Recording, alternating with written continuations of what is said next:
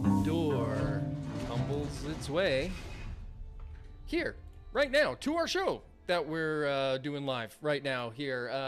We are doing this thing here again live. We are War Games News Radio, and this is Fallout 2 D20 Live. My name is Ryan, and these are our lovely players. Hello, lovely players. Hello, lovely players. Yes, the cast is all here. We're back. We were off last week, but don't worry, we have returned, and we've got some regularly scheduled programming for you here today. This is episode 10 of season 3. We're officially into the double digits. That can't be show. true. Yeah. That can't be true. You're not true. Yeah, you're not true. You're not. I would say we're probably like somewhere in like the first the end of the start of the second act, maybe I'll say of this of this season. I don't know how long acts are in plays and things, but it feels like maybe this is the start of a second one. And thank you all so much for tuning in here today. If you're brand new to the show, welcome. I see Whiskey Tom. I believe that's a new face here. Howdy, Whiskey Tom. We've got some other folks, and then we've got our longtime fans in the chat there as well. I'm seeing Surprise Violette. Howdy, Fumbles. Who else we got? George Keith. Oh, gosh. Enclave here, testing power armor. We got the whole gang showing up. If you're hanging out in the chat, say hello. Enclave let here. us know that you're hanging out, and let us know what you're doing. Are you working on some minis? Are you designing some campaigns of your own? Let us know what WGNR is the soundtrack to your life. And speaking of these lovely gentlemen here who are going to be helping you with that soundtrack, let's go around the horn and reintroduce our cast of characters, starting with, we'll start with Grant. Grant, tell us about yourself and your character. Just a wee little snapshot. And tell us what's your favorite snack out in the wasteland? Oh, my favorite snack. Ooh, I love a nice deep fried tato from Tato Tom Tater Farm. Ooh, good answer. And That's a good callback. yeah, Grant is sort of in his third chapter of his life. He's rediscovering his inner child and joy and beauty, really, and also prepared to shoot some dudes in the head. Off on this little gotta go get shit done mission that John Cap is basically leading. Indeed. Yeah, that's Grant. That's Rifleman. Yeah, things took a little turn for our man, John Cap, last episode. John, how you doing with some of this newfound information that something might be going on back home? It's weird for John to have like a committed purpose, very driven to do a thing, you know? He's like, oh, fuck, we got to go do this thing right now. Like, let's go. With like a second's not even 1 second's moment's hesitation. Like, let's go. Yeah, there you go. He's a man of action, our new John Cap. And along for this little ride, which is taking some side questy turns already, we've got Mr. Yuri. How you doing, Justin? And tell us a little bit about Yuri. And what's Yuri's, what's his, what if you could have one yummy snack out on the road from the Fallout universe, what would he be noshing on? Oh, hello there, everyone. I God. didn't notice you there. Come on in. I Welcome. actually forget about it every time. Yeah. Hi, my name is Justin. I play Yuri Andropov on the soon-to-be Broadway musical War Games News Radio, Fistful of Neutrons. I hope you enjoyed this little ditty that we have for you. And I think, Yuri, if he could have any snack, I think what does he miss most about being alive and eating food? You know what? Ironically, I think he misses.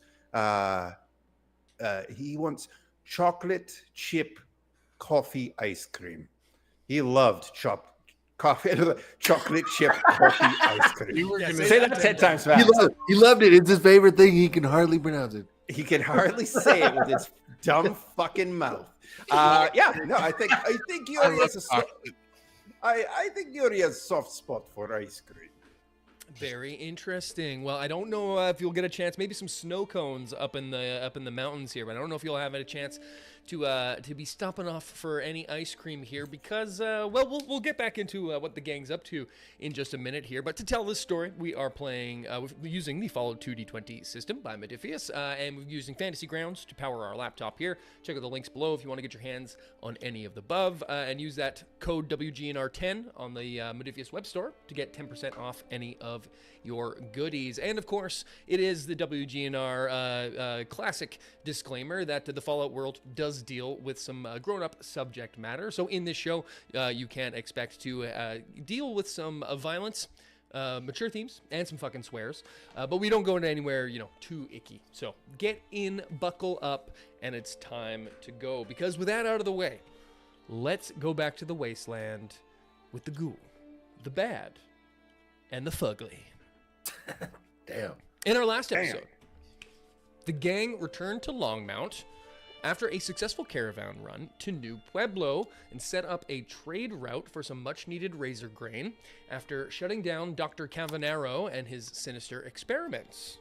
Canyonero. On the way home, you discovered the remains of an old caravan that had been attacked by a creature of some kind. And you took the cargo that it had of high-tech parts to upgrade the town's radio. Between the old Thunderbird parts that you recovered, the transponder that you recovered during the Home on the Range mini arc, and your now new ill-gotten parts, Bert was able to extend Longmount's radio deep, deep, deep into the wasteland for more potential caravan jobs. You also got some of the townsfolk working on a new project to build an outpost and a radio repeater on the edge of Dogtown called Beacon 1, which is just such an amazing name. So good. But while deciding to take what quest to take next, Yuri revealed to John that he'd learned from the data in Dr. Cavanero's lab that John's home vault of Vault 86 had been opened from the inside 2 weeks ago, but never closed. Fearing the worst, John took off like a shot, headed for Vault 86 with Yuri, Grant, Duke, and Dorman guns in tow. But seeing that new Canaan is on the way to Vault 86, the gang decided to kill two birds with one stone while they were headed west and meet up with the followers of the apocalypse at the nearby Oak Creek Clinic, who have a possible cure for a mysterious disease on the other side of the Rockies, which is where we find you all now, at the Oak Creek Clinic. It's set up in an old strip mall. It must have been or was a clinic at one point before the bombs fell, and has been repurposed as such by the followers here. It's not a settlement as much as it is just a stop on the road. Think kind of like the Altona Hotel, but for if you need to get a stim pack rather than to get a place to sleep. So this is where you all are now. There's a couple guards sort of on the outside. We've got Guns and Grant on the outside, while Yuri and our man John are inside talking to the mother and daughter doctor duo of, what were their names? Margaret and Samantha Rivers. So we find ourselves outside the clinic first. Grant, what are you and Guns doing outside here while this chat's happening on the inside that you're not privy to?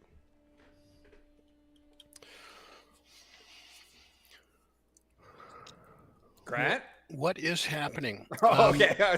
For a second, come back. Are you having a stroke there, bud? Yeah, exactly. Yeah, maybe a little bit. Come on. What is? I mean, I think what's happening? What is happening though? I'm trying to see if Guns will give up one of his Nokias that he likes to use as ammo in his junk jet. He won't, and we're just kind of shooting the shit, doing a bit of recon. My head's on a swivel.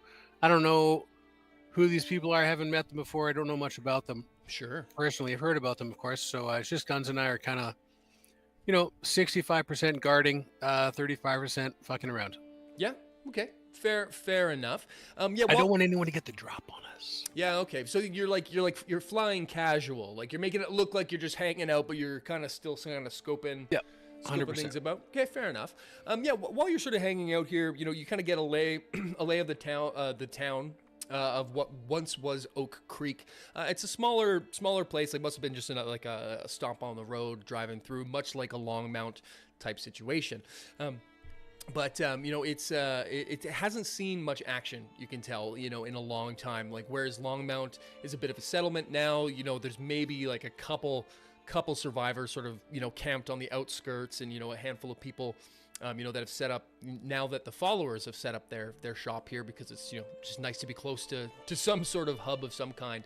But you can tell that it's sort of, you're at the base of the foothills. It's pretty flat and prairie-y, but it's about to sort of get a lot more mountainous as you look around. Most of the buildings are intact and whatnot. It doesn't seem like this place was, has been fully hit by raiders or anything like that. But it doesn't strike you as some sort of bustling metropolis. As the followers, guards sort of strike up conversation with you tentatively. You're a big guy in like raidery looking power armor with a super mutant. So, they strike up a little bit like, oh, where's your caravan based out of? Well, we're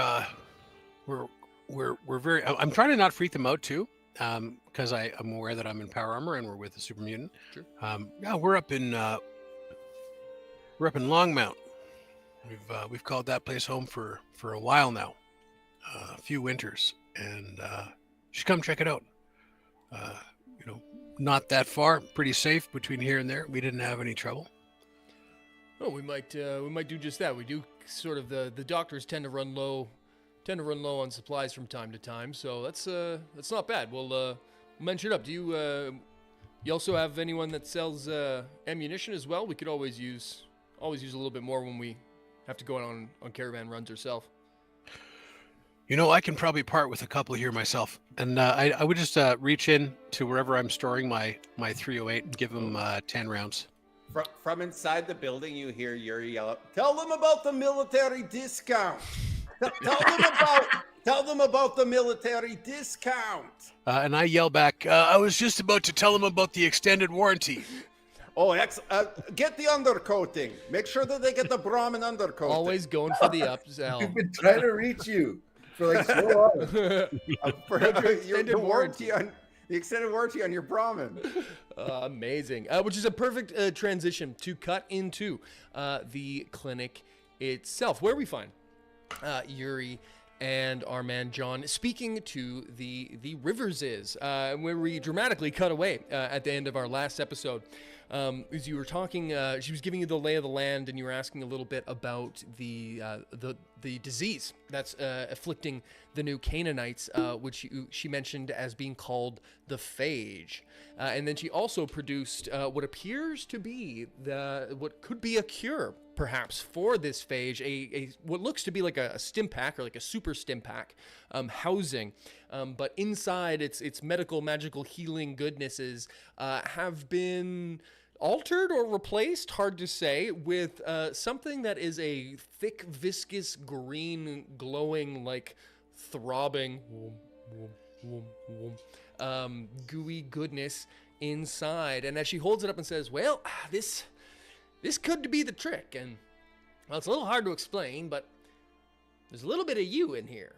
As she points to you, Mr. Yuri, you have here a thing in front of you. What do you want to do? What is it that you mean? It has a little bit of me in it. Oh. I don't remember donating anything.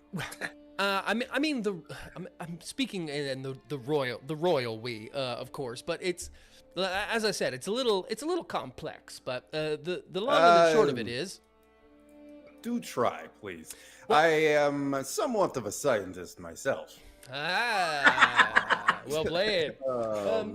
She goes into sort of begin to explain how, well, whatever it is that's affecting the new Canaanites, this disease, it's some sort of bacteria as far as we can figure. And well, back in the old days, we did some researching, and the one way to combat a bacteria was with a virus.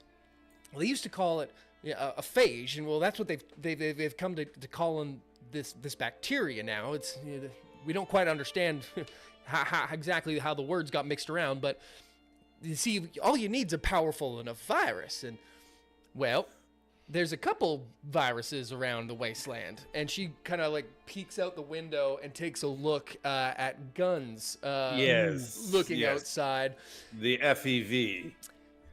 Please. You're familiar? Please, I'm quite familiar, yes. Please tell me that this thing is not full of FEV. Well, it's not. It's not. See, well, we were able to take some samples from some super mutants, mostly voluntary. Like, it seems your friend is friendly there, but yes, he's tame, quite tame. You can pet him later if you want. I don't mean it's nothing like that. But and then of course combined with some samples for FEV, and then as well as ghouls regenerative properties. Well, we were able to sort of blend the two a bit. It's not an FEV. It's not a forced evolutionary virus. It's kind of the opposite. What, like a suggested evolutionary virus? Well, close. We're calling it the suspended evolutionary virus. You see, what it does is it begins the super mutant mutation process and the ghoulification process, but halts it to a point where you don't transform into either. The idea is that we should be able to manufacture enough of this that in small doses, it should be able to heal the damage that's been done by this bacteria to the new Canaanites' reproductive systems. Yuri is immediately suspicious of this, and it says, Sure. Oh, yes, people have had this idea before in the past. I know. Do you have you run clinical trials on this yet? Well, no, and that's why.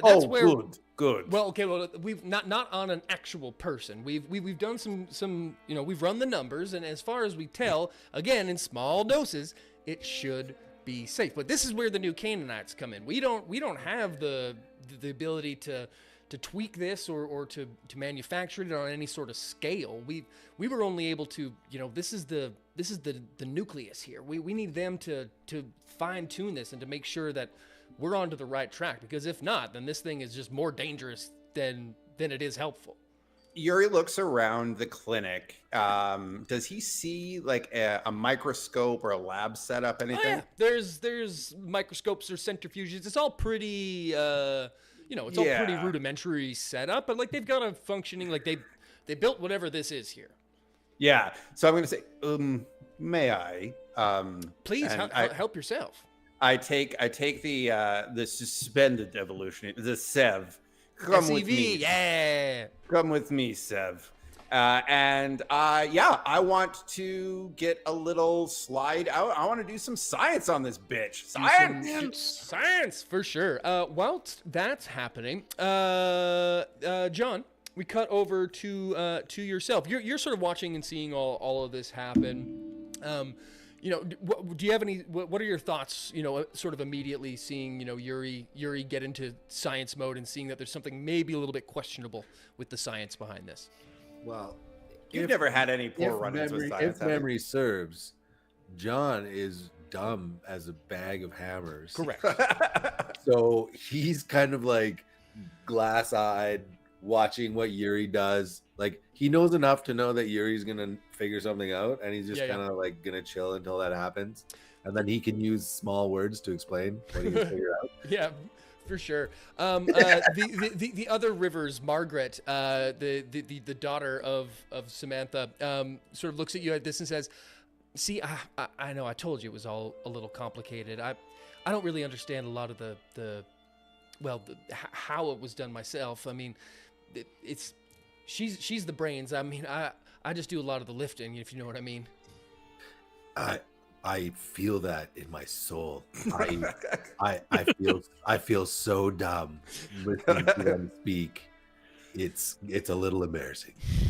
Well, I didn't say I was dumb. I'm still a doctor. I'm just not a biologist. She kind of gives you like a little kind of like smirk. So I'm going to very carefully squeeze out like a little drop of this onto a slide using a pipette, and I want to see what my ghoul eyes can see. For sure, yeah. I'm guessing you would like to make me a roll for this. I most certainly would. The Doctor's River let you go and like the attorneys general. Yes, indeed. They let you go have full reign of the lab. Like it's a montage, baby. They're like they're helping you go through the stuff, and like they're like, oh, you're something of a scientist yourself. You say they could like use some pointers on this. So absolutely, why don't we get to montaging? Let's do a science roll. Sure. So let's do intelligence science. Yes. And because I like doing these, we'll make it a scaled roll. So rather than a target number, the more successes you get, the more information I will give you. Okay, let's do it. I'm gonna roll them math rocks, baby. Roll them dice. Hit it. Okay, that's 2 successes. 2 successes. Those successes. Well done. Yeah, absolutely. You go through this. We'll call it even a difficulty 0 test, so I'll give you some action points for that. Yeah, absolutely. You science the hell out of this. You guys, you're putting on goggles, you're spinning things in tubes. Yeah, it's all happening. He's got a centrifuge going. There's not even anything in it. Yeah, it's just going. It's just going. This is some seriously weird science. Yeah, pipettes and the Bunsen burners, Bunsen's burning. It's all Dr. happening. Bunsen honeydew. Honeydew, yeah, it's all there. They're all there. And sure enough, it is as advertised. There is, it's basically a jacked up stim pack not for mutants, but with a little bit of mutant fusion spice in there. There's a little bit of super mutant, of just like straight old FEV that's been distilled out of super mutant something. I don't know, gonad glands, let's say. Ooh, I hope it's blood. I hope it's not that other thing. Oh, I hope it's not that other thing. thing. And as well as ghoulification bits and pieces in there. It seems that whatever this is has some regenerative properties. When exposed to radiation, it helps regenerate damaged tissue, damaged cells. And I'm going to go one step further. Sure. John, if I may, come over here for a moment. Yeah, of course. I'm going to take his finger and do like a diabetes prick. Like this will sting a little. Click. I want to get a drop of his blood, and I'm going to put it on the slide as well, because I want to see what this fucking thing does to Humie blood, the good old-fashioned Humie blood. Ooh, that's fun. Yeah, absolutely. You science. You do the thing, and you get in with the microscope view. Yeah, right. I get real close in there, and I see John's like red blood cells in there. Yeah. I want to see what the FEV does to it. For sure. Now, John is also a vault dweller, so he's not as exposed to his DNA. Remember, he's that prime strain that the children of Adam wanted, right? You see his blood cells when you introduce this into it. It goes and it immediately, what you would imagine it going after, like sort of all of sort of like the cells here. It goes after what little sort of latent radiation is in Johnny's bloodstream, and it doesn't like.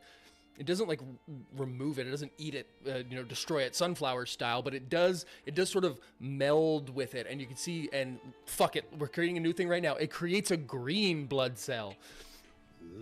Whoa! And it's just floating around there, a little green guy, doing its thing, and appears to be, again. There's no like. It's not an angry green guy. It's not a big green guy doing this, going. Arr! It's like just like a chill green guy floating around. It's interesting. It seems that we have a chill green cell in here. You always love that chill green cell, am I right? That chill green cell. Be a lot cooler if you did. Very, very interesting. I'm going to write that down in my apparently science notebook that I have here on a clipboard. Chill green cell. All right. If you want to do any more testing, be my guest. This is amazing. Yes, actually, if you want to give me just one more thingy doodle, I'm going to get a new slide, a new sample, and I'm going to put a little drop of the Sev on there, and then I want to use some of my blood. Ooh. Oh. Okay. in yeah, there. Sure. John recoils, thinking that he's gonna get pricked again. No, John, no. Yeah. The bad clicker has gone away. It's okay, buddy. Bad touch. Yeah, it's interesting with this is that there's like it's not a reaction in the way that you saw with John's. You know, it's not going after something in specific. You know, it does interestingly, just because you're a ghoul, you're like undead kind of, you know what I mean? What it does do is that you notice that like you have black blood cells, you have like decrepity like guys floating around in there, necrotized blood cells. For sure, in there, yeah, for sure. and like bacteria dudes floating all around. And you can see that the green dudes, the green guys go and they go after the necrotic cells. They go after the bacteria. Sorry, not the cells. They go after the bacteria that's in your bloodstream. So it does appear that, as advertised, this thing is a virus that targets bacteria. It's not Maggie that's the biologist. It's her mother. Correct. Yeah. Sorry, what was her first Sam. name again? Sam. Sam. Samantha, if I may. You may. Sam.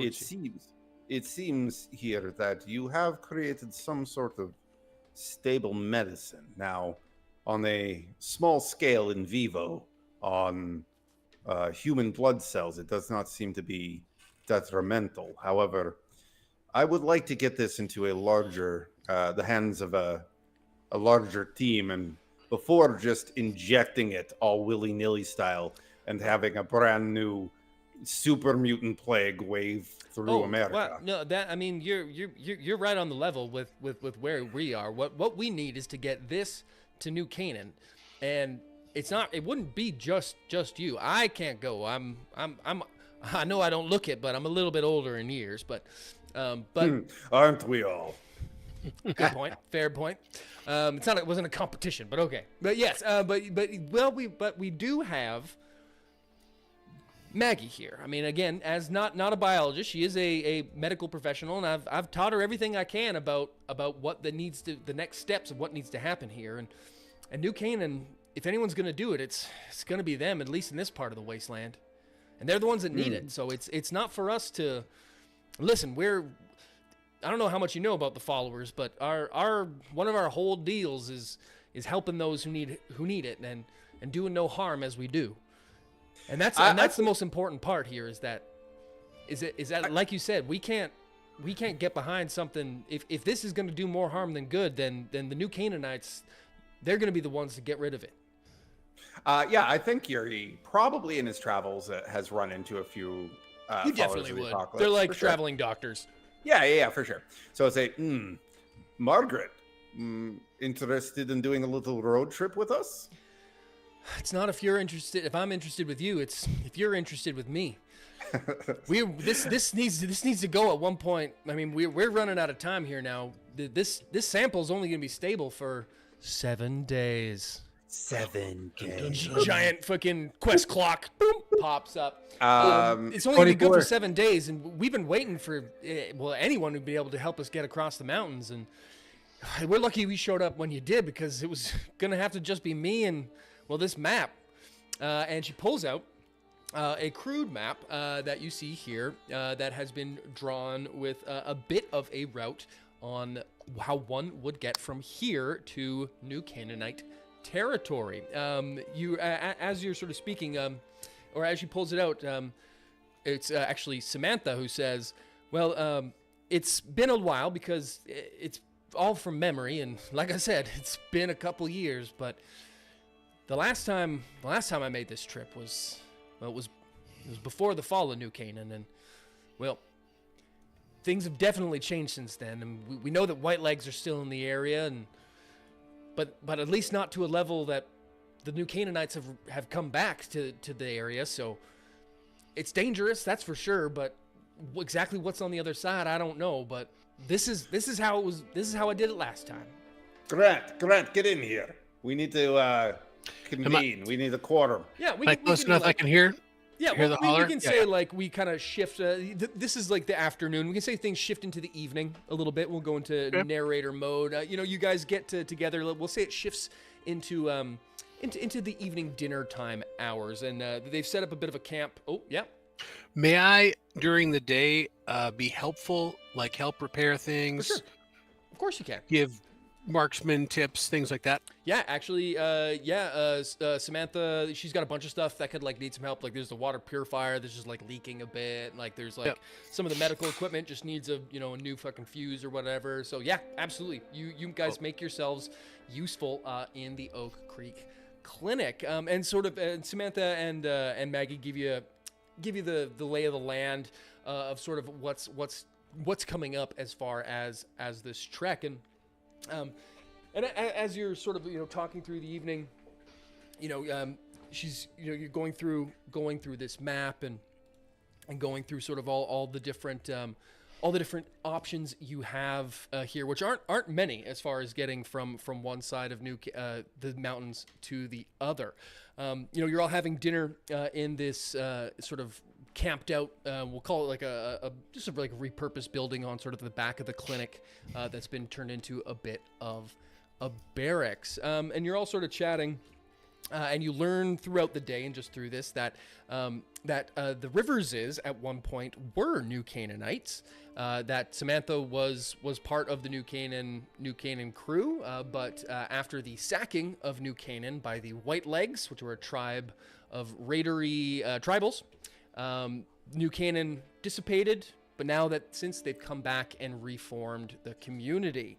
So she's familiar with both the community and as well with the past, but it's been many, many years. We're talking like probably a decade since it's been done.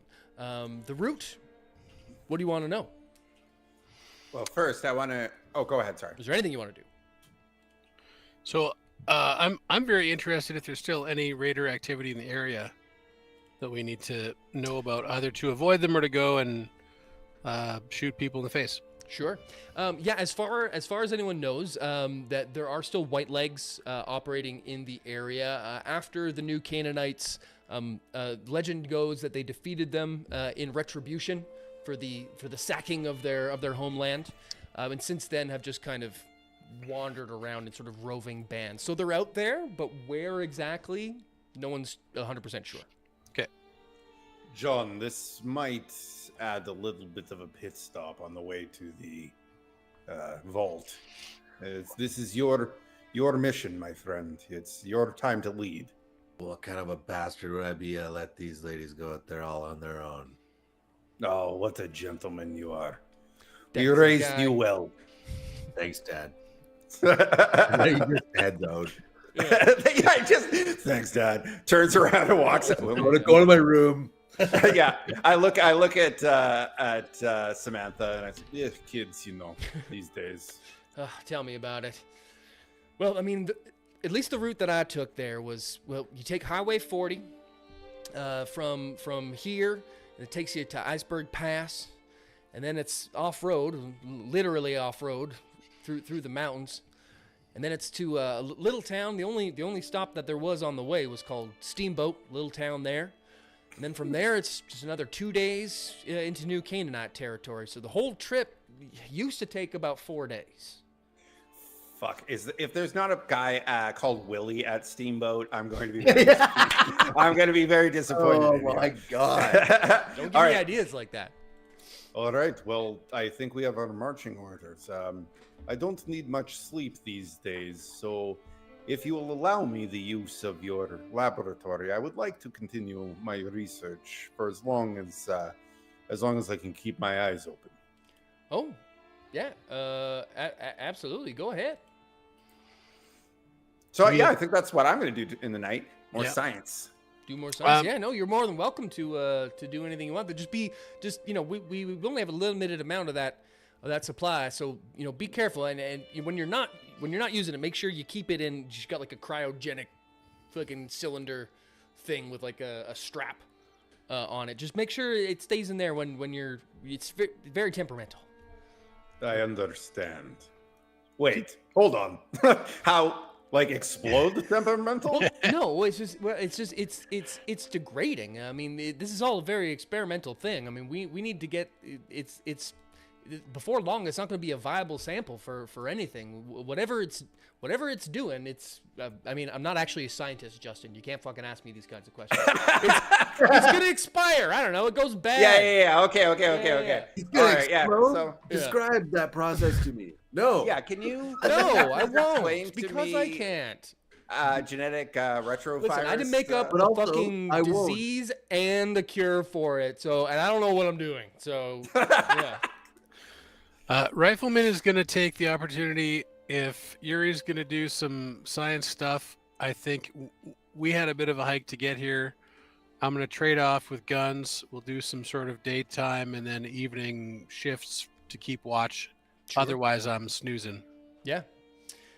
Yeah, you get an idea as well from Sam, like as it goes, that like it's like a once you get to the pass, it is like a wintry hike. Like, for context, like I'm giving you misty mountains. I got very Lord of the Rings vibe. Yeah. You're gonna be like hiking. Like imagine you've all got backpacks and parkas, but you don't have those things. I don't know if it's gonna be that snowy, but there is gonna be like a legit like hiking off-road sort of portion to this.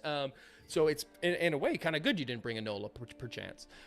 So what is is there anything you want to do as far as prepared provisions wise in all of your inventories and such? I have given you each of you has a stim pack.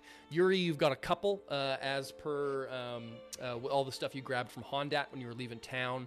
You also have like 2 of each of like some Radaway, Rad-X and stuff like that. And Johnny, you should have a buff out in your inventory as well. I don't know if you do. You will. Ooh. So you got like some basic stuff like that. But we'll say you guys like spend the night here, before heading off in the morning. Is there anything more abstract, like not like game mechanics wise, like different items that you just think you might need, like fucking Rope. I didn't want to say it, but like rope. Yeah, Boondock Saint style. Yeah. Whoa, what are you ever gonna do? What are you gonna do with this fucking rope? Yeah, rope, fucking. Yeah. I think I gave each of you some food items in there as well. So you're gonna give us elven rope and lembas bread? Well, not elven rope, not elven rope. You gotta ask for rope. Is there anything you guys like want to like maybe scavenge the town for? That you think you might need that you're headed out. In the area you're going to. Think you're fucking hiking. The gang climbs a mountain. The gang climbs a mountain. Yeah, I'm Yuri. I am an old man now, Samantha. I do not do so well in the colder climes. Would you happen to have any more winterized gear? I really only have my habit here. Oh, and it's a bad habit. Hey. Oh, I'm so preoccupied with just everything we've been doing in this trip here. I never really noticed. You're actually a preacher. Yes, ma'am. I was before the bombs fell. I was a preacher in the Catholic Church in Duluth, Minnesota. Oh, wow. In Our Lady of the Rosary. That was my church. Wow, that's it's good to see even after all this time that charity suffereth long and is kind. Oh, you're a woman of the book yourself. I was. My people, it's all we had for a while. If you would like to sit with me as I work, we can break bread and have commune together if you would like. At this, she kind of like kicks back a bit. Oh, maybe. Maybe when y'all get back. It's we got a bit of a history. Me and the big guy. Yes, I know it all too well. Does she give me Mormon vibes? Is she giving up big old Mormon vibes? She's 100% a Mormon. She's 100% a new Canaanite. Yeah. Yeah. Okay. Yeah, I understand that the Catholic faith is probably not your branch, but all in the same. I will leave it to you. Thank you, Samantha. Maybe when you get back when y'all get back from the other side, we'll talk then. And through the night, yep, you do just that, and you she helps you go. You can scavenge around some towns and find some very well dressed skeletons, and are able to find some old. You know what? I fucking love it. You find a fucking Sun Ice jumpsuit. It's like nice. Yeah, it's like pink and blue. It's a little bit too small. But yeah, you find some clothes that'll get you through. That'll get you as I pick it up, I'm just gonna say, oh, the wind won't stand a fucking chance. Yep, you're locked in. You find some gear that'll help you through the snowier times. Anyone else have anything they want to potentially grab with you? Nope. All good. Nope. Good. Okay. Nothing at all. No materials of any type. No. I do want robe. I was serious about Okay, that. rope. Okay. Yeah. Rope. Some winter clothes. Grant, you gotta throw something in here. We can't just have two things. Snowshoes, crampons, climbing axe. Yeah, something like crampons but I have power armor feet, so I'd have to kind of rig something up. Well, think of it. Think of the team. Yeah, You're going on a camping trip. Is there I personally know you carried like 600 pounds of gear across the West Coast Trail, and right now you can't tell me of one thing you want to take with you. I did. Most of it got annoying, honestly. Which is one thing.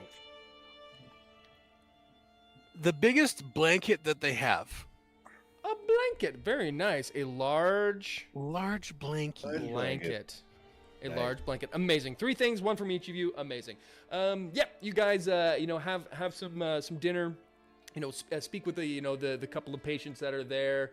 Hanging out with the caravan guards, get to know a little bit of the lay of the land. Again, they don't really know much about sort of what's beyond the Iceberg Pass, but they do tell you that from here to the pass, it starts to get steep and it starts to get a little icy, so you can expect more of that and the same. Throughout the evening, you also wait! I have one more thing that I want to get. Okay. Do they have like a Corvette, like a snow crawler? Can I have a helicopter? No, not quite. No attack helicopters. Not Do they have eagles? Blankets? Fly the eagles right to Mordor. I don't know what we're Any doing. like submersible vehicles, like A teleporter. That's chill. This card says instant win. That's pretty chill. Yeah. No, you don't have any of those things, but you do get to know Maggie a little bit more. And throughout the evening, John, you kind of notice that she's giving you the odd sort of eye as she comes and sits down next to you and says, "So, it's how long have you all been a caravan?" a couple years now. I have no concept of time. Oh, well, There was this whole thing in Kansas. I can't even begin to tell you how much time we wasted doing that whole thing. I actually don't know what month or year it is right now. Oh wow! So you just do this often, just running around helping people? I mean, if I stop and think, things get a little depressing. So it's easier just to keep pressing forwards. Oh. Well, what is it? What is it you're pressing forwards towards? I guess I haven't figured that part out yet. I guess we're all figuring that out. Well, when you figure it out, come let me know. She walks away. She's giving you a little bit of flirtatious little vibes. You think you're not sure, but a little bit of something going on there. Oh, John, you old dog! Give me like a archetype of what Maggie looks like. Give me like the closest actress. I don't know. Well, a young Laura Dern. Fuck! I was thinking Laura Dern. Yes, Get the fuck out of here. Yeah. Some Jurassic Park shit going on. Yeah, for sure. Clever girl. She is that. I'm gonna fast forward us to the morning, and it is saddle up time. You guys have a route. You kind of know what you want to do.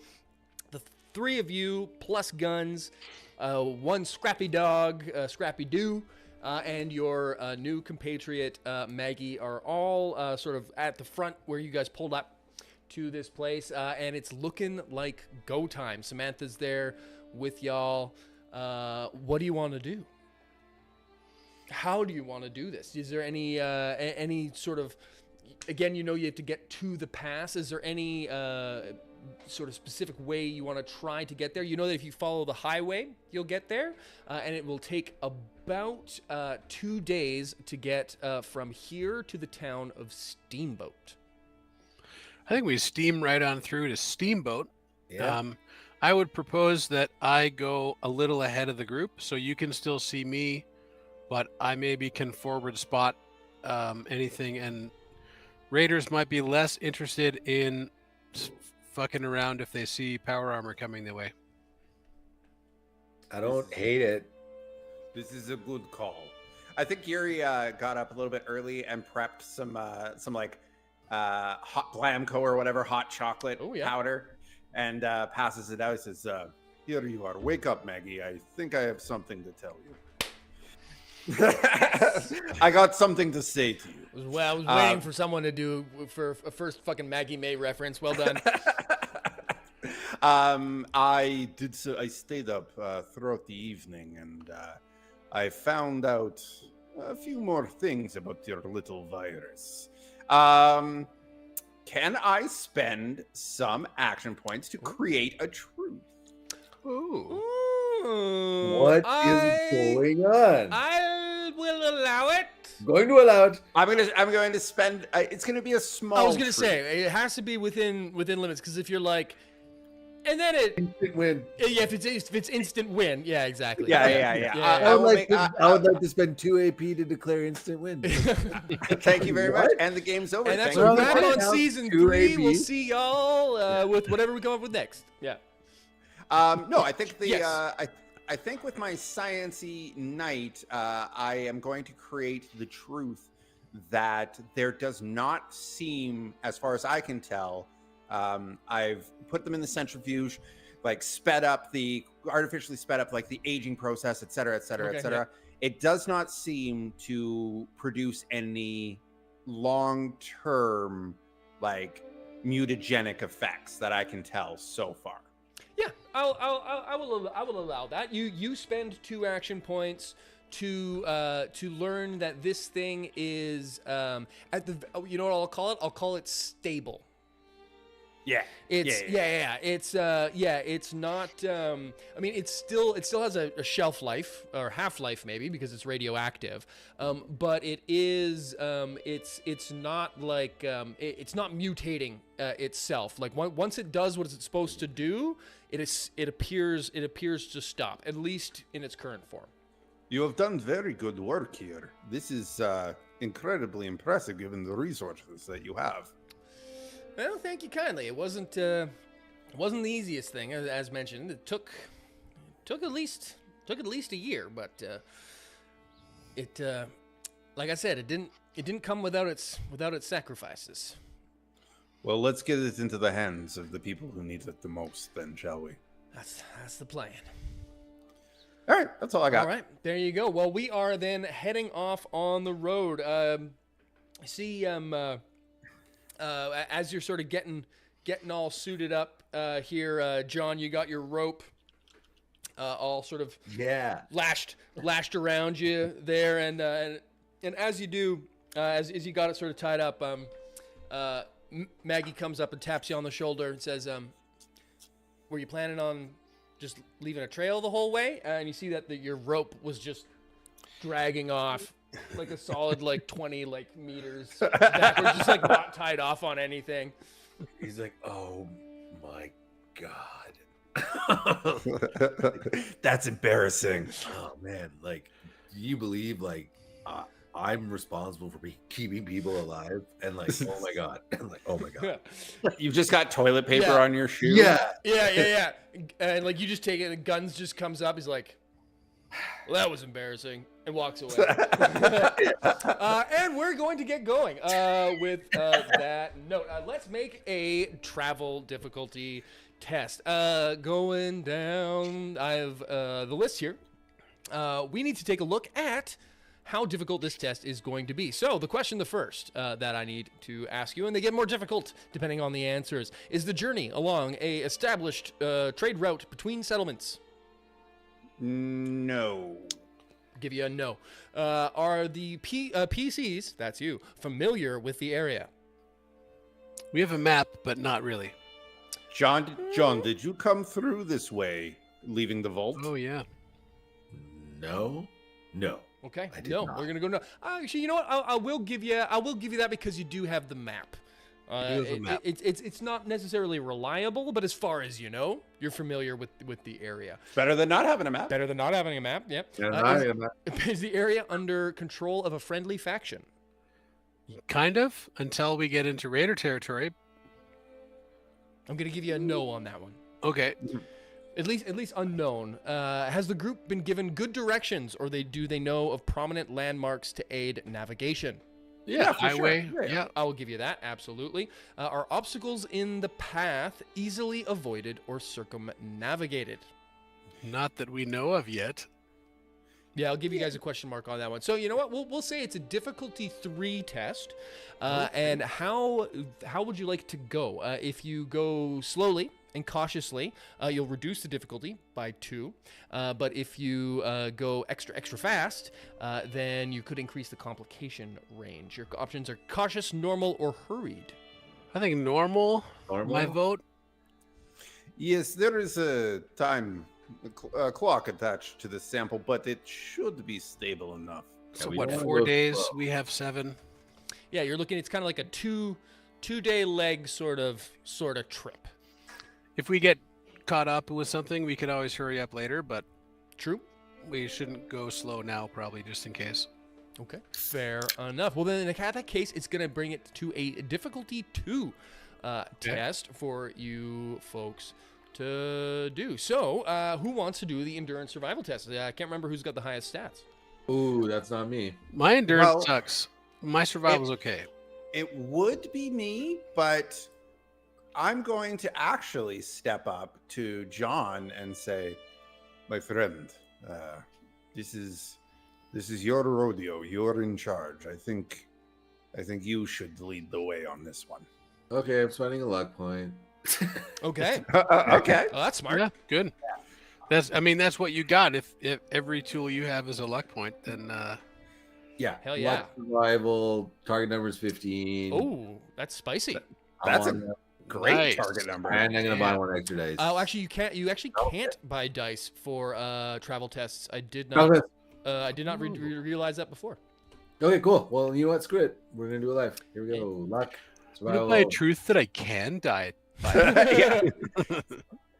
Oh, Nice. That's great. Double successes on the nose. Well done. Classic John Cap. Classic John Cap coming through with the luck points when you need them. Yeah, and all goes well on the beginning of this journey. You head out from the Oak Creek Clinic and follow the signs for Highway 40, heading west out of town on the cracked asphalt of this ruined highway. You see the road stretches up ahead of you, starts to wind up into the foothills, and then into the Rockies themselves.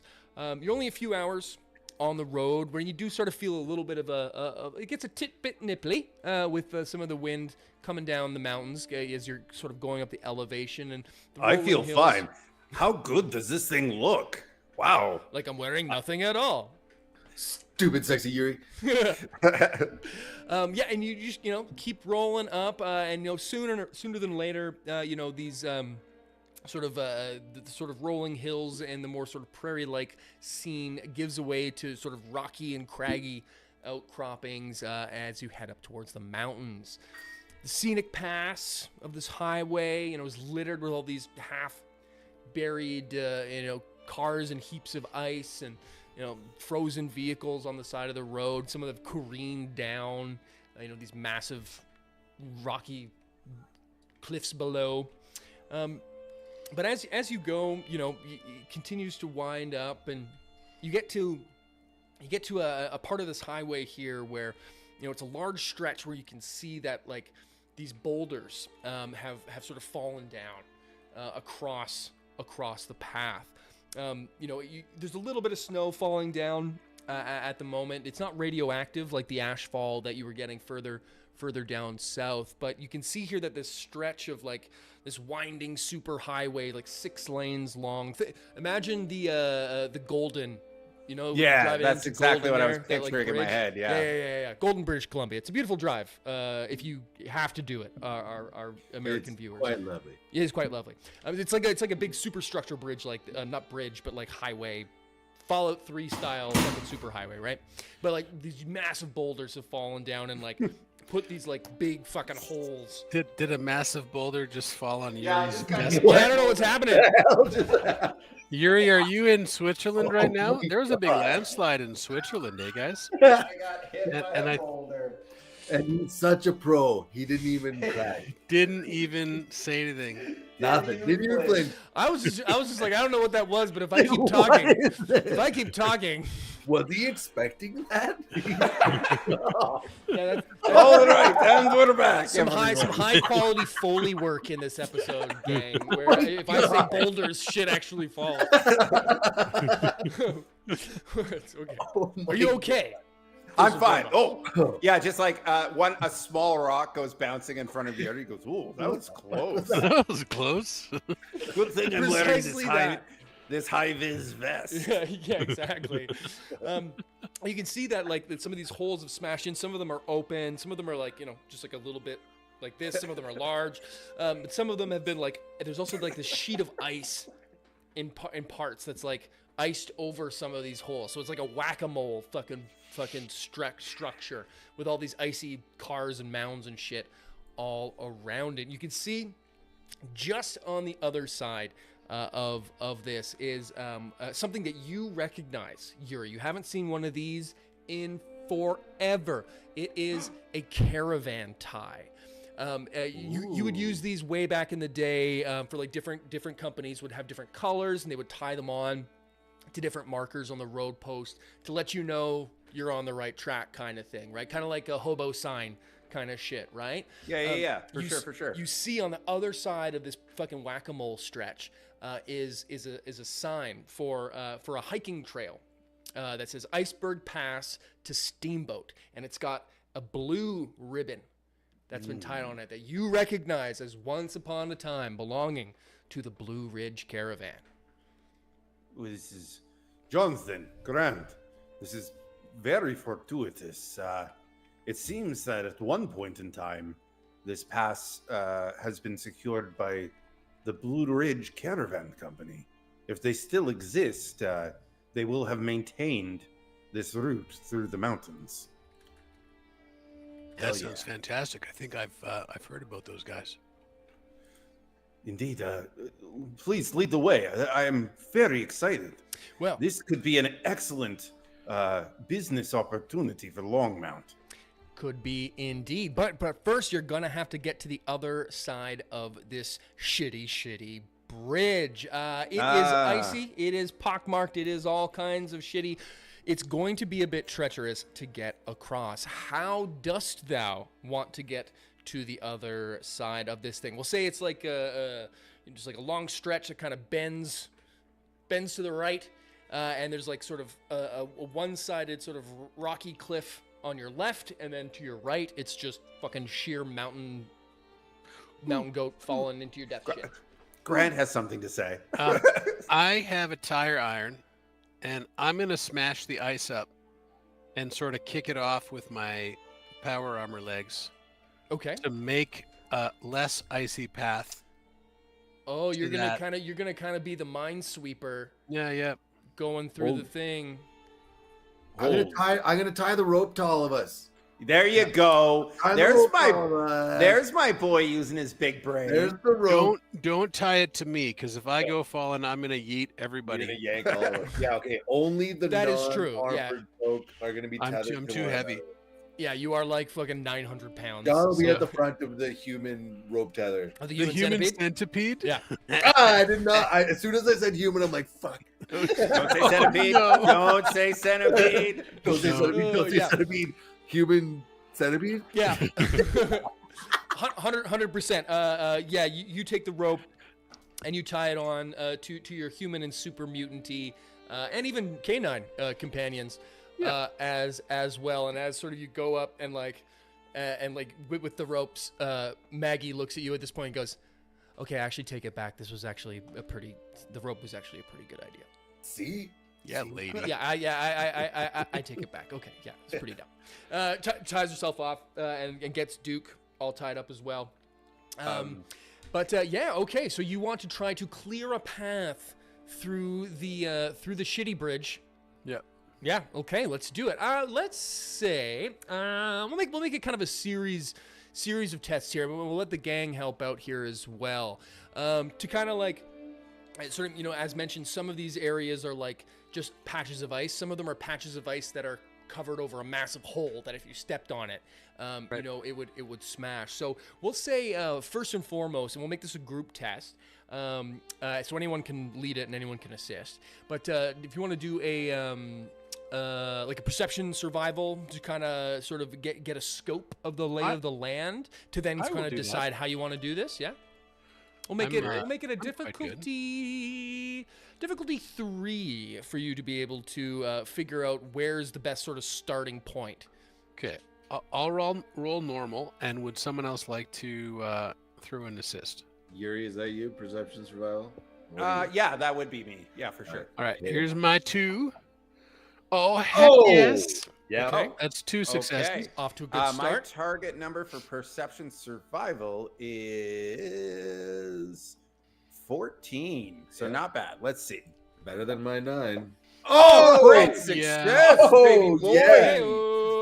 There it is. Action point to the pool. Well done, gang. Yes. With that third success there, you figure out you were looking at this sort of where to start, and you were like, oh, okay, well, this is just a patch of ice for sure. And like you go up to hit it, and as you like get down and like stab it with the sharp end of the tire iron, the whole thing gives way, and and you're at the edge of like a massive like hole, fucking huge. So you're like, oh, okay. So that's what these look like. So that kind of gives you a good idea of what you're working with.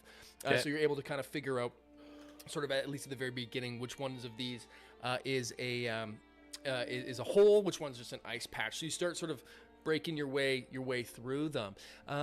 As you do, then the rest of the gang's gonna have to follow up. So what we'll do is we'll get each of you to do, because it's still kind of slippery and you're all sort of tied together and you're going pretty slow, like one step at a time.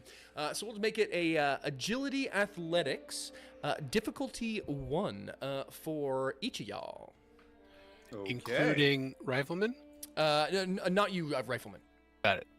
Everyone who's on the rope. All you ropers. Go ahead, John. Sorry?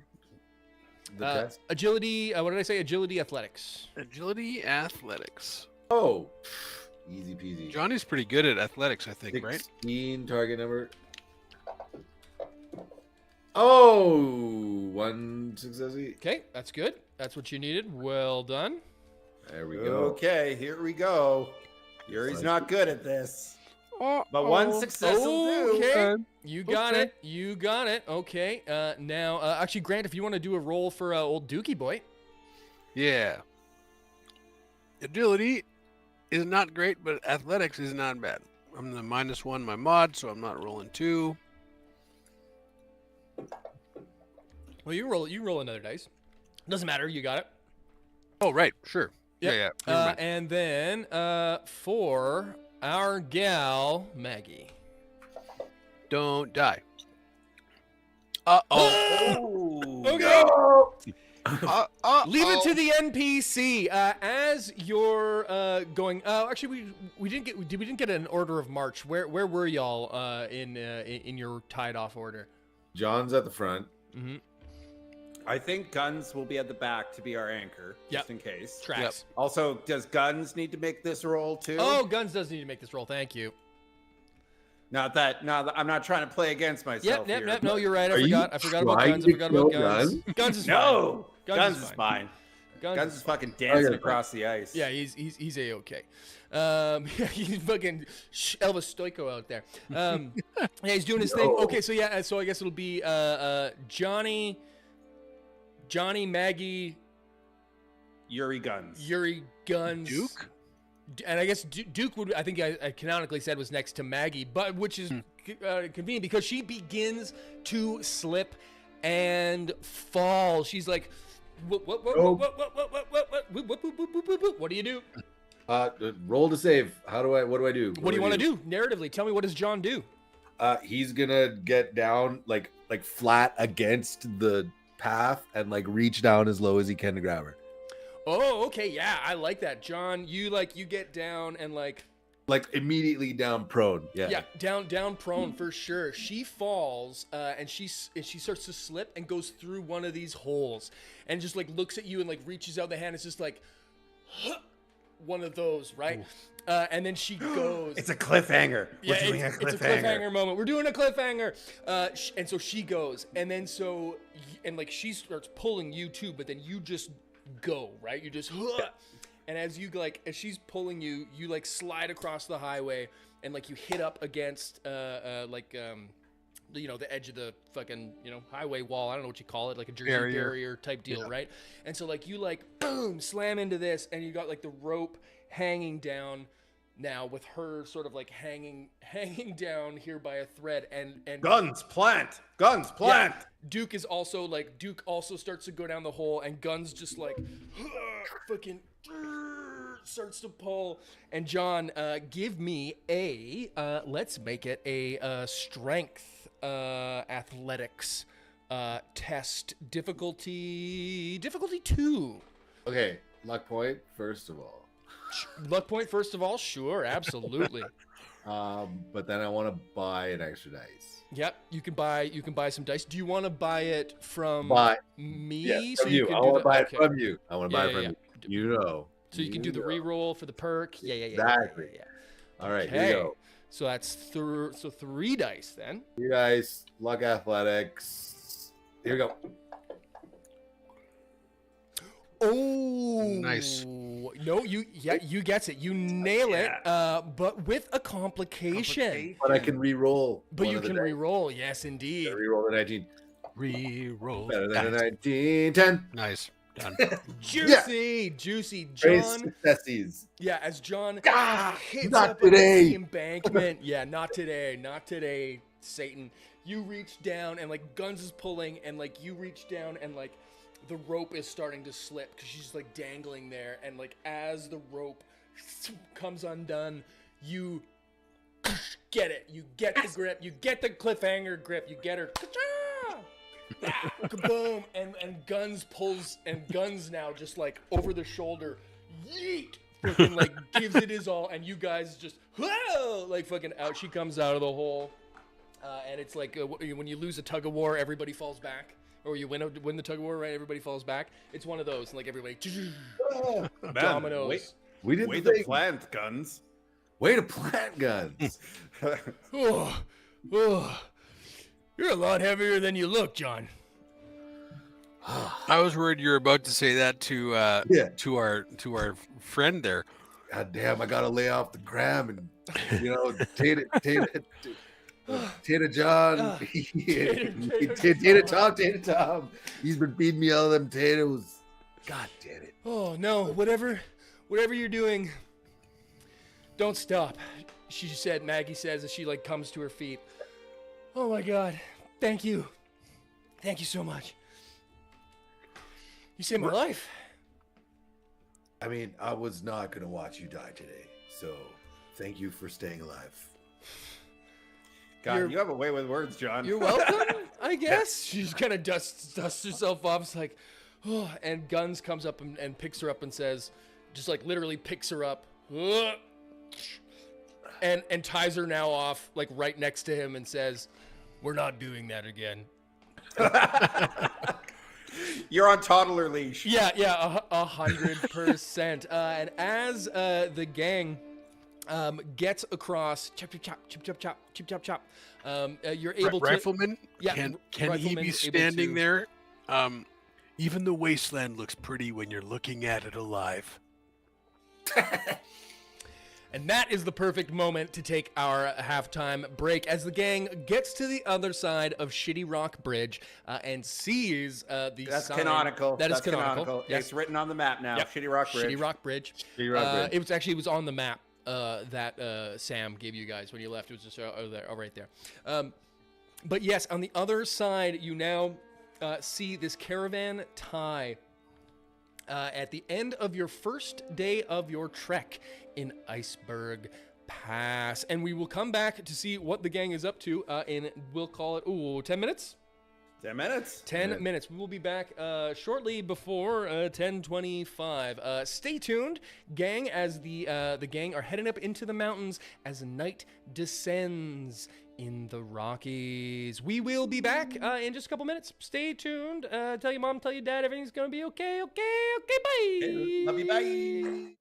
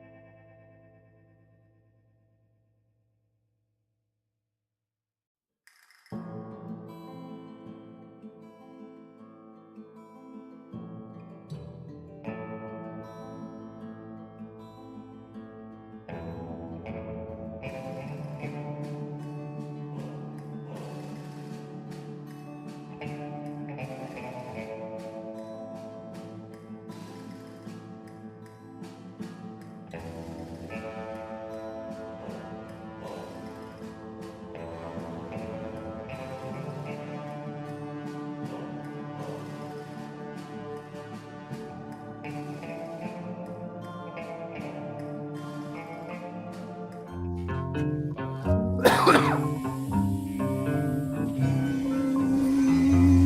that is the show coming back from our halftime break. We are back, Season 3, Episode 10, Fistful of Neutrons, the good, the bad, and the ugly. We are in double-digit episode territory, and the gang are on their second main quest of the season, headed off to New Canaan to deliver a crazy sample, a medical cure called the Suspended Evolutionary Virus, to the New Canaanites to help them with their infertility problem, whilst also going to stop off after that to Vault 86, John's home, to see what in the hell's going on there. But that's down the road a stretch, because where we are now is just on the other side of Shitty Rock Bridge. The gang are making their way through the mountain pass with Dr. Margaret Maggie Rivers in tow, and she's got the sample strapped across her back. She's got the leather strap with like a silver thing, you know. It's very sci-fi looking cool. It's a MacGuffin. You got a MacGuffin. Yeah, it's a Jurassic Park fucking canister. 100%. You guys got a thing. And you have just made it across this dangerous stretch of the icy highway. Maggie fell nearly to her demise, but with some quick thinking from John and Guns, we're able to pull her up because of that handy-dandy motherfucking rope, son. Yeah. Hell yeah. Hell yeah. Came into play fucking immediately. Also, afterwards, this actually happened. Me and Guns slapped one of those high fives, like from the movie Predator, where it was all like biceps. Yeah. And Carl Weathers. Just all vascular shit. Yeah. That's exactly what happens. Yes. Yeah. But you're now on the other side of the road, and from what you know from the map and from Samantha Rivers, Maggie's mom, making this trek many, many moons ago, you know that from here, the trail goes off-road. It's sort of the end of the first day. The sun has begun to set. There's sort of gray, cloudy, there's a little bit of snow falling, nothing like serious, but there's just flakes about, you know, almost like they're hovering in midair, that cool, you know, kind of wintry thing. And you've got the trail marker here, which also has that Blue Ridge caravan marker on it, with this off-road, what once must have been like, you know, part of like a trail system, national parks or something, but like this you know, backcountry sort of camping type hiking trail that people would have taken to this resort town of Steamboat for all those, you know, yuppies who like to go climbing and you know, skiing and things back before the world ended. Losers before the world ended. And that's where we are now. It is again evening. If you guys wanted to soldier on through the night, that's an option, or if you wanted to make camp, that is an option as well. You know that it's about a 2-day hike to Steamboat itself. What's the weather doing? It's just kind of chilling. It's like a little bit of snow, but not like super heavy. There's just like kind of flakes in the air. Right. Nothing that would make you take a endurance test, so to speak. Okay. Doesn't seem like something's blowing in. Nope, not at the moment. Yeah, no, okay. It's seeming okay for now. No flocks. But I don't know of what you evil- guys want to do, so I might make you roll some stuff. No flocks of evil birds are coming in off the mountain. Not yet. Flag of locusts. There's not a bunch of like Irish guys wearing shorts in the summer, the white legs hanging out, The white looking at legs. us. I mean, white legs are that could be an issue, but again, you Grant- don't see it Grant from the is- side of the road right now at this exact place. You don't see any. I think any of those things. let's keep going until it's like dark. It's like, let's get a little bit of time. Let's get off the road. Get up the trail. Setting up a Or camp find a cave or in the something. dark is like the worst. No, we Well- want to set up right before it gets dark. So how dark are we? How much time do we have? I'd say you probably have like maybe like an hour before it's like dark. Say we go up for 15, just so we're off the road, and then set up, find a good spot. Find a place. I like that. Absolutely. Yep, for sure. You guys do that. You begin up the trail. Away you go. Oh, I should ask. Do you put a marker on the caravan? On the Of course I Trading do. company. Yeah. something. What do you do? What does it look like? What do you do to mark your passage here? It's a tartan. It's a tartan. What did we say that the logo is Enola, right? logo. We have like a Yep. like an iron pressed emblem of Enola May. with A a brand, spike on it. perhaps? Oh, a brand. Yeah. Yeah. We're gonna brand the sign with our brand. We're gonna heat it up. Cool. I like that. Yeah, it's like maybe it's like a LTC, like a metal LTC that Long you. Mountain Trading Company. Yeah, Yeah, yeah. love it. It's Okay. that. Yeah, you've got that. I don't. I'm not sure how you heat that up, but maybe you got laser guns. Maybe you fucking shoot it and it gets super hot or something. Just- Yeah, I fire off a couple of rounds and I just keep it up against the barrel or something. Like, let's pretend like that works well Sure. enough. Yeah, absolutely. Right?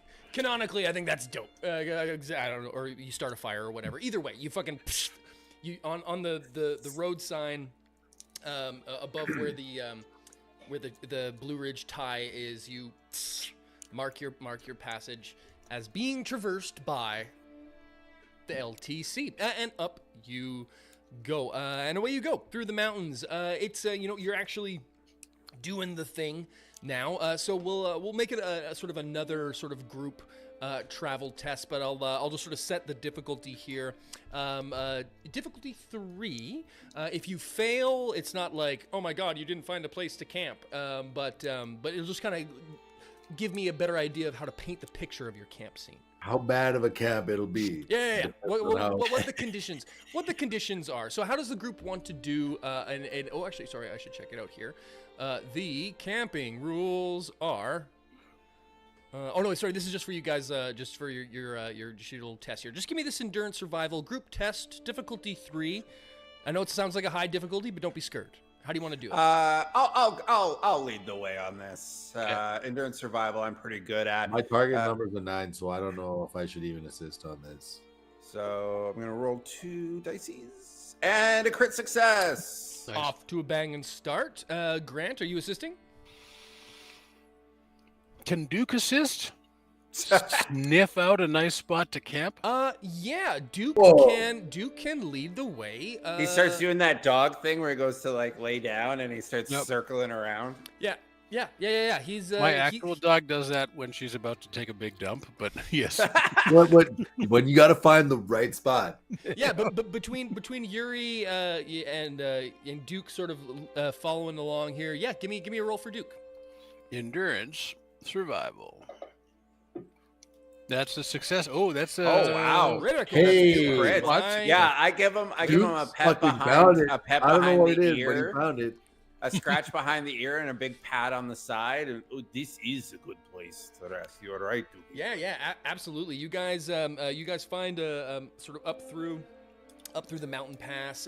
Not too long again. You go about 15 minutes, and you find a good spot that's sort of off the beaten path, but you can get a good sort of glimpse of sort of what might be coming on either side, and it's a nice little place for you to set up your little camp here, which you can do. If you would like to spend the evening, how do you want to set it up? What does it want to look like? What does a camp look like for this gang? We're in hilly terrain, right? Mhm. Mountainous, some would say. And I would. I'm going to go up a little higher in elevation so I sort of have a bit of overlook and try to set myself up so I can see down the trail that we came from and try to find somewhere I can also see up the trail. Yeah, as described, Yeah. I'd say you could get that from your campsite. But what do you want the camp to actually look like? How do you want to physically take shelter? Let's use the rope to hang the large blanket as sort of a tent structure. For sure. I think I'm going to. Yuri's going to ask Guns. He's like, Guns, if you would be so kind, let's find some deadfall and dry wood. Let's start a fire, shall we? Yeah. Yeah, I think we're going to get a big old bonfire going, like a big old camp bonfire. Yeah. You guys get Do we going. want to attract a ton of attention?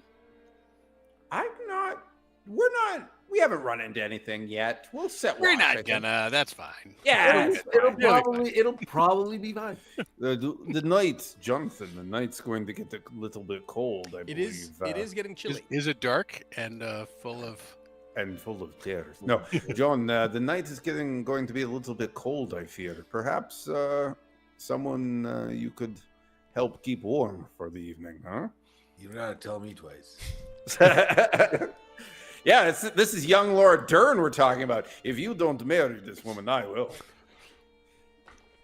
Yeah, you guys set up this camp. You got your like little sort of pup tent sort of situation going on, sort of strung up to be more of like a tarp than sort of tent sort of thing. But yeah, you're able to get a little bit of shelter, sort of combined with a little bit of lean-to action, and you get a little fire going, and it's a pleasant evening. You're all just hanging out, chatting, and getting to know Maggie. She tells you a little bit, sort of about the followers, about what they've been up to, how she's excited to get to New Canaan. She reveals that she's never been, but it's something she's always wanted to do. But this is kind of her first sojourn out into the world. The followers normally go on, missionary sort of things, and this is her first one, so she's feeling pretty excited about the whole thing. The evening gets a little bit chillier, and as everyone goes off to bed, she does give you a little bit of a look when she's going off to sleep, Johnny, and says, "Good night. It's thanks again for earlier." Yeah, it was my pleasure, and it's awful cold out this evening, ma'am. I'd be happy to keep you warm this evening. She kind of gives you a look like, "Oh, well, that's a kind offer, but I think I'll be plenty warm. Oh, come on, role play our friends making out with one another. No, won't do that. Role play two best friends making out. Not on the first date. Maggie is a good girl. She gives you a look and says, "Oh, warmth, is it? Yeah. Oh, okay. Yeah, that's nice. I'll keep that in mind." I'm strictly concerned about your well-being, ma'am. Just the facts, man. Just the facts, man. Even man, he like tips a hat he's not wearing and just kind of like fumbles away. Huh. Ma'am. And then all the spaghetti falls out of your cargo shorts. Oh no, my spaghetti! Oh no, my spaghetti! Is it just 3 spaghettis in a trench coat? It's 3 spaghetti in cargo shorts. Oh man, that was good. Well, sorry, everyone watching. Yeah. Oops. My well-being. Okay, well, you be well then, Ma'am. Yeah. Ma'am. She looks Rifleman and says, saunters by behind. "No, him. she's not done." She says, Okay. A gentleman in the wasteland, typical," and goes off to sleep. Can Rifleman have Yes, sort go of ahead. snuck by in the background Yeah. and go, kiss the girl, like fucking Little Mermaid? Grant's like, oof, like, ooh, that's enough. Nope. Just guns is there. Just like, Nope, oh. that doesn't. Nope, that doesn't. None of happen. that happens. None of that happens. I would like to picture just guns watching you fumble this romance so He's hard. like shaking his head. Actually, down canonically, he's there. He just looks up. He's eating some cram, and again says, "That was embarrassing." Oh For man. some reason, yeah. guns is always there when you're hitting Yeah, on like this chick. over to bro. Like, Over two. But the morning comes and the gang gets on the way. You don't hear anything through the night. I won't make you sleep in shifts, yada, yada, yada. However you want to sleep through the night. It seems, for the first time in a long time, since you made that camp out next to the glow of Uranium Springs, you have a night that's like just fucking chill. And Nice. it's great. You get up Is in the this- morning. Oh, sorry. Would this be a good time? And I don't want to backseat TM. Would this perhaps be a good time for a Dice of Destiny? Oh, not quite, but we are. Okay, We are okay. coming. We are coming close. I know I did set that precedent the last time you had a chill night, but there may be an opportunity coming up here in just a moment or two Stop because wishing misfortune onto us. She's like, are you sure nothing awful happened? sometimes bad things happen. Is that a Yaogwai? Are that you I see? sure about that? You never know. But the road again is the road you're traveling on. It's you kind of got the only shot in town. But you know that you've got about another day's hike up to Steamboat. Do you want to take the same speed this time around? Are you looking to just hike up the trail? What's the plan of attack speed wise? Question. Yes. Any evidence of footprints? Oh, a good Because question. there's a bit of snow going on, yeah? Sure. Yeah, if the rifleman wants to do a little bit of reconnoitering in the morning to see if anyone was kind of scooting around camp, sure. Give me... Perception, because I'm looking. Yes, it's a perception, of course. We will make it perception... I mean, I don't want it to be perception survival, but, like, I mean, it kind of is. We'll make it... Oh, actually, you know, we'll make it a little bit different. I'll make it a outside the box thinking here, a perception sneak test, because you want to see you're trying to see if anybody left some footprints in the snow here. I can work with that. That's cool. I'm rolling it. Well, hot dang, that's the sort of a snake, guys. I mean, that'll do. With two successes there. Power armor. Well, you're not sneaking, but you're looking for somebody who was sneaking. You know what I mean? With two successes there, looking around, you're able to sort of peek about. You don't see any sort of like anyone who was like creeping around the campsite or anything like that. Yep. But as you sort of start your trek into the day, with those successes there, I'll say that you're just kind of you've got your swivel senses on. The rifleman's spidey sense is tingling for anything that might be out there. Yep. But how would you like to go? Regular speed is a day. If you want to hoof it, you'll be there before sundown. Probably still regular, guys. What do you think? Regular. John, what do you think? How swiftly should we move? Let's keep the same pace we had. We don't need to exert ourselves, and we probably shouldn't drag our heels either.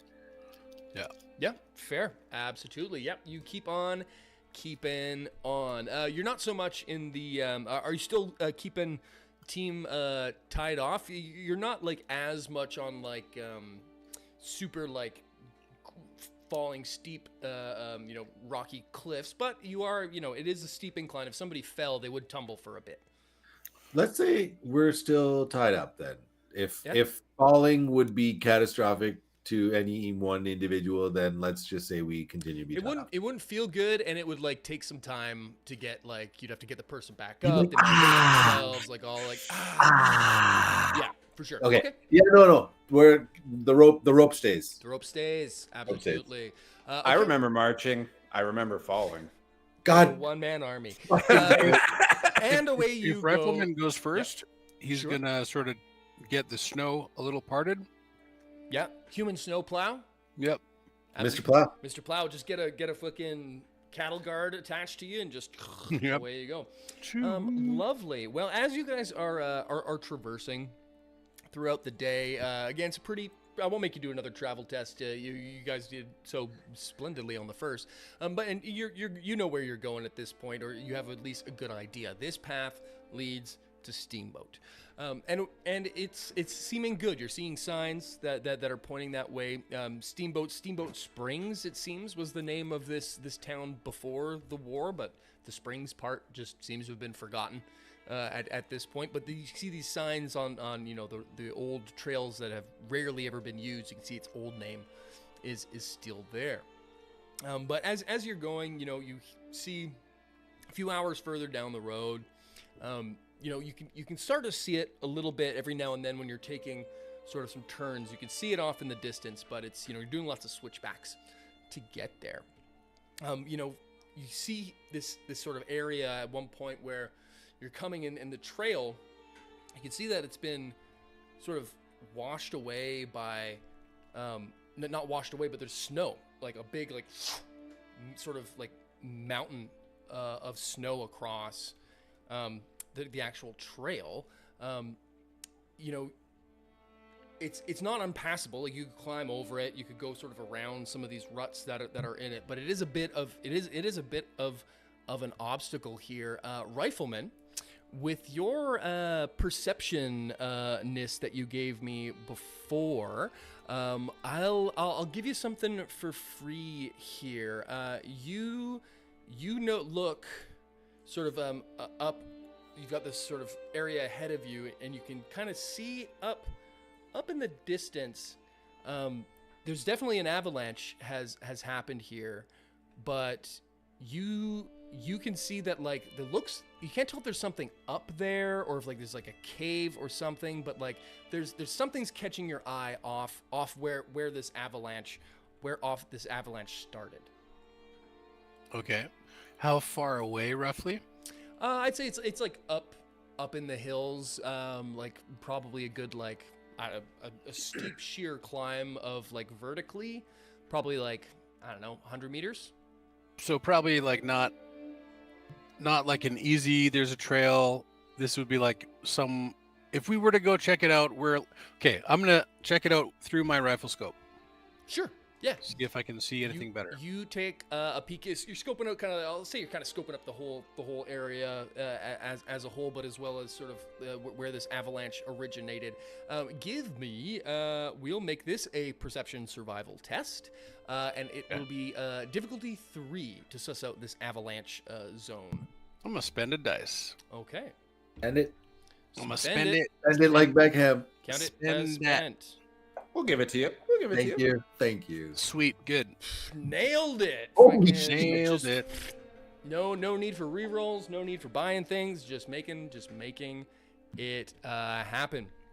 You are scoping it out. You're taking a look at sort of this avalanche zone, and you know you can see that there's sort of areas where sort of the snow is piled up, and you almost miss it, but you get a quick glimpse that there's a couple areas where people have been through here before, which doesn't seem to make sense with how like it appears that nobody's been up here for a very long time, but there's this avalanche here at the moment, and there's paths made through it. And as you look up into your rifle scope, you see what you thought was looked like a cave where this sort of had originated from, is actually just it's a crater. It's not a cave, but it is a hole. Something set this off. Wow. Okay. Well, I relay this to everyone. Oh, okay, good. Yes, you let the crowd know. And as you're sort of scoping it out, you can hear something you haven't noticed before. I'll give you this with your perception test of power there as well. You hear what sounds like crows. Like you've seen crows before, like very rarely, but like in your travels, and like you're talking like when you've been like, wow, that's a bird, holy shit. But right now you're hearing like a bunch of them, and you start to hear sort of more of them. Is it a murder of crows? All around as it gets louder and louder and louder, and it's not a murder of crows, but a murder of white legs appears from the ether, as there is indeed a blockade Fuck these set up guys. in front of you as we get to a map. Dun, dun, dun, dun, dun. Map time. I'm Map gonna shoot some dudes in the time. face. Hey, you Map guys want to make some time. predictions? I predict I'm gonna shoot some dudes into the face. There is the map of Iceberg Pass Map time. in your Map thingamajig time. as I make it large for our viewers at home. Iceberg Pass. I will get you gentlemen on the pass here. You are... You're too large, but I'll make you a regular size. Your whole crew is down on the left here. Okay. Dun, dun, dun. I'd like to use a lifeline. Would you like to phone a Can I friend? call a friend? I'm gonna call my friend A10 Warthog. Mysterious stranger. Oh, like a boss. John just comes in with a mysterious What's happening? ranger.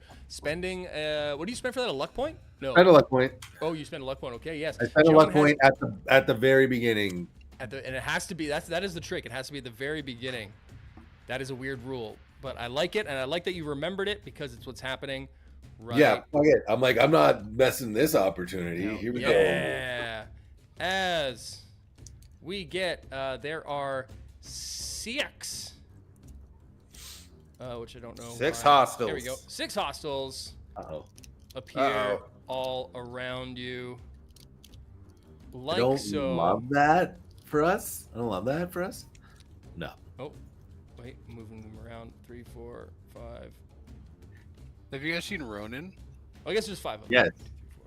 You know the scene where he's like, "How would you do an ambush?" And the fake guy was like, "Put dudes on opposite sides," and it was like they'd be shooting each other. Yeah, they would just be. You know what I have noticed is that during a audio podcast, eating in the middle of it is just amazing. It's Sorry. really good audio. I apologize. Sorry, everybody. Sorry, your ears. Yeah, is that what's been happening? Just There's a lot of us haven't had dinner today, okay? I'm sorry. Yeah, it's all right. I'm just giving you a hard time, brother. But we have now in front of you, there's actually 5. I made a mistake because that's apparently what I built the encounter for. There are 5 you see here now. For all intents and purposes, this is the mound of snow. Okay. Snow mound. In betwixt there, and you see now from the ridgeline, from the large pine trees, have emerged a band of raidery looking dudes. They have, as advertised, white paint on their legs. It's like it's a weird mix of like tribal armor, but like they've got like jackets and like some like parkas to like keep themselves warm, because it's it's out in the wilderness here, and immediately. Everybody, make me we'll make it endurance. No, actually, we'll make it agility athletics test as a rain of crude makeshift spears starts coming down all around you. Difficulty 2, agility athletics. Oof. Okay. You say that as if it's not my job to punish you. Oh. Okay. Nope. Rifleman with a fail. Go ahead, John. Spending. Easy. Easy. Oh, easy, he says. This Done. isn't gonna go well for me. With some action points. Nope. Okay. Oh, swing and a miss. Swing and miss for Rifleman. And what's your name? Yuri. Yuri. So, yeah, thank you. So, I need to roll damage. Whoa, for you. Un momento. Duke's okay. For yourself, Yuri, you will take 4 points, one of which is piercing. Will go through your armor. And for you, Rifleman, you will take... Ooh, that's a ton of damage. 6 points of damage. Does that Oofy go doofy. through So before armor. before armor? And we'll say it's to your chesticles, both of you. Oh, my testicles. All right, so 5 damage. I take. I have 3 torso resistance, but that one of them is piercing, correct? But there is piercing. It's piercing for every effect that you have. So it's piercing 1. Yeah. So yeah, you have 3 torso resistance. My goodness. So yeah, you'll just take 2 then in that case. Okie doke. Ow! Yes, and there you go. Very good. That was their opening salvo. And that was from these 4 what look like to be grunts, sort of psychos. And then you see that the boss man up here doesn't unleash sort of an attack at you, but he does pull out a weapon, which is a crude flamer, which he fires off just sort of wildly into the air as he yells, "Get 'em, boys! This is the vengeance! New Canaan be damned!" As it is now over to you guys. Rifleman, you are first in the order. Well, I'm gonna shoot a dude because that's kind of my whole entire thing. Which guy, Man which of dude rifle. would you like to shoot? Let's go number 4 here because that seems like a good angle. I like it. We're gonna go to the combat. I'm gonna roll my combat-y shot. Ooh, There's new fancy new graphics now. That's Yeah, I just noticed that. That's really head cool. hit, so that's fun. That is fun for all of us. I'm gonna roll some beautiful 8 damage die. Oh, Oh ho ho! Oof! well done. Looking at Critical the combat tracker. Injury. Yeah, you deal 7 damage to that fool right off the bat, which is half of his damn hit points. Bleeding to his torso. He's just gonna lose hit points as the game goes on. That was your major action. Yeah. Anything for your minor? Minor action. That's it. I'm gonna basically just stand here and start shooting dudes because it doesn't really matter kind of where I go. It looks like I can hit almost all of them from where I'm at. Yeah, everybody's within what I would call a medium range from where you guys are. The furthest most guys might be long range wise, but we'll say that the map is as advertised too. Sort of these steps that are sort of going sort of up and down. You guys if you want to traverse the terrain, you are welcome to do that. As we go to the next person in the round, which is, I didn't mean to do that. Ignore whatever that was. No, that was ongoing physical damage to number 4, I think. Oh, I'm sorry. I'm accidentally skipping the round. Yes, my mistake. It is the Psycho Boss's turn, who's going to unleash a Molotov cocktail, throwing at, we'll say our man Yuri here. Oh, sorry. No, I don't like to be on fire. No. No. Oh, sorry. Need to make him hostile. And he is hostile. Target.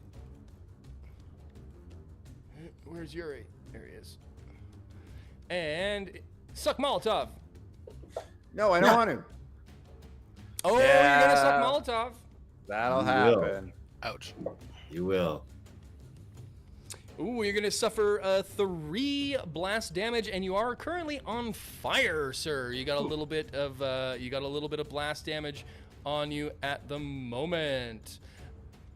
Nice. Good Love thing we're that. in the snowy mountains. It is a good Love thing that we are for in me. the snowy mountains. Yeah, just your right leg is just a little bit on just your habits. Oh Just no, a little bit on fire. It's Your still sun good. ice jumpsuit is a little bit. Oh on. no, I'm made of nylon, you idiots. Nice. John Cap, it moves over to you, my friend. What do you do? I'm gonna shoot unidentified 3. Sure. I would love it if you did. What you shooting him with? With comet rifle, please, and thank you. Here we go. And thank you. Oh! Nice. Oh yeah, that'll do it. That will do it. Roll me some damage. You hit him again square in the chest. Pew pew. Oh! That's a big hit. Also That'll- bleeding to the chest. Dude, Yeah, you unidentified this. So yeah, what? you successfully identify your target and blah blah blah. Let off a volley of shots with the combat rifle and hit him. A couple of them go straight through the armor. He's not looking good. So I gotta take this guy's 6. That's better. Okay. So that is a good shot, John. Anything else you want to do? You also generated 2 action points off that, so you got enough to go again if you wanted to. You can spend three action points to do another major action. Yeah, let's do it. Let's just take another shot at unidentified and see if we can finish the job. I like it. Give me a rinse and repeat there. Here we go. That'll do. Just hitting all day. Yeah, give me another damage roll. Sweet Jesus. Double crit. Oh! Ooh. Another doofus. 7. Wow. I gotta do the math on that unidentified. What is his armor though? I thought I was still landed. 1. He takes 7. Oh, he's dead. Oh, good. Yep. Yep. Good. Yes. He's done. Get out of here. He done. actually he takes he's got 1 hit point left, but he will die from his bleeding injury just when He's not dead, when buddy. the round ends. He is dying. Don't move. Yeah, fucking pro move. You sit there and you die about it. Well done, Yuri. It's your turn. You are slightly on fire, sir. Yeah, I know I'm on fire, but I want to do stuff. Okay, really quickly, you say the map is like it is, Yeah. and they had set off an avalanche to block this path. Correct. Is there any way that I could mimic that action? Oh. Yuri's gonna look up the mountain and see if there's anything like a boulder or anything that I can shoot and hit to perhaps start another avalanche on these fools. Sure. Yeah, absolutely. If we'll keep track of your action points. If you want to spend, I'll give you. It'll come at a cost of your action points, but if you want to create, I'll say it's a good truth, and I like it, but it'll cost you 2 action points. You'll deplete the pool, but yes, you will have created the snow from last night. It's not going to be. It doesn't look like it would be as big as the one that they caused, but the little bit of snowfall that there was last night has created a bit of a new sheet of ice up there, and you think that you could probably, with enough force of some kind, you could probably get it to move. All right. Yuri's gonna take a knee and actually use his laser musket and Sure. and minor action. I'm gonna ignore being on fire. Minor action. I'm going to It's aim. best just not to pay attention. I'm a little bit on fire. It's fine. Things Who don't hasn't burn. been a little bit on fire from time to time? Yeah. Things don't burn down How like about they that? used to. It's No big fine. deal. Yeah. And I'm gonna fire off a laser musket at. Please do. Yeah, At you're shooting at. whatever. We'll say it's like there's like Like any deadfall or anything up there. It's I like want to I was kind of just gonna just say like. it's like a little gully where there's like a little tiny gully where there's some trees and shit. Yeah, we're gonna fire that off. Oh, big Nice. time all Yeah. day, bud. That'll do. And let's do some damage. Please Let's do. see how much damage I can do. All right. Yeah. Ooh, very, very well done. The piercing's gonna help you there. You jack it up. Kaboom! Blow! The laser shot goes off, and it hits. And after it does, you're like, oh shit! I don't think it did anything. And then like you like turn around, and then like you hear it. And like the entire side of the mountain starts to shake, and then it comes down. The avalanche is coming, but it's not just coming for them. And that's where we're gonna leave it off at the end of this episode. There's an avalanche coming. The gang's been jacked. What is jumped? That's the word I'm looking for. You've been jumped out in the mountains, and Yuri is trying to use the environment to his benefit. We will see what the guys are able to do in our next episode, which is coming up in 2 weeks' time, the 12th of whatever month this is. June will be Junet. So thank you all so much for tuning in and for watching. Let's see if I can transition this without ruining everything. Yeah, I did. There we go. Well done. Yes, thank you all for tuning in. Thank you all for watching. This has been a super fun episode. As mentioned, we're getting into the deeper bits of the season here now. Things are starting to get a little more tangly for the gang. But thank you all so much for tuning in, for watching, and for hanging tough with all the other videos we've been doing as well. Thank you to everyone who's watched the latest battle report that we put out this week. It was a ton of fun. Thanks for everyone for checking that out. And thank you to Corbin Bear, Surprise Bulette, George Keith. Oh, who else we got up in the chat? Yuri, well, that's you. I don't want to say thank you to you. Who else did we have? Whiskey Tom. Oh my gosh. All the friends. Fumbles. Thank you all for tuning in and for hanging out with us here. We'll be back 2 weeks' time to see what the White Legs are up to in the Iceberg Pass. Stay tuned.